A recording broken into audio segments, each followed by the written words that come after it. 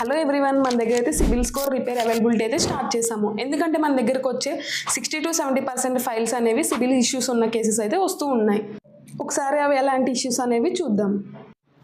Return of post return of settled, disputed, irrelevant or wrong, suit file closed at DRT, suit file running at DRT, status update closed with NOC, status update amount overdue, information update, obtaining NOC from lender, providing lender details P2P, negative credit account CCR1, negative credit account CCR2, above negative credit account CCR3.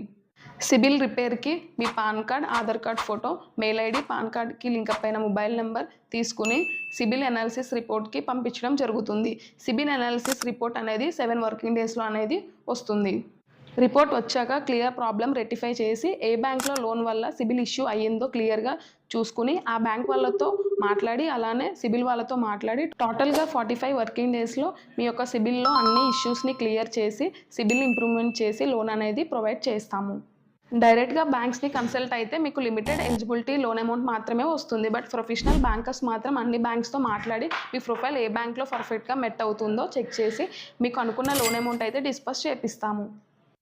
ఇలాంటి problems అన్నిటికీ మనం CIBIL repair అయితే సక్సెస్ఫుల్గా చేస్తున్నాం. మీకు కూడా CIBIL issues ఉన్నాయా? ఖచ్చితంగా ప్రొఫెషనల్ బ్యాంకర్స్ టీమ్ వల్ల అప్రోచ్ అవ్వండి. అలానే మీకున్న ప్రతి సిబిల్ ఇష్యూస్ని క్లియర్ చేసి ఖచ్చితంగా సక్సెస్ఫుల్గా లోన్ అనేది ప్రొవైడ్ చేస్తాము.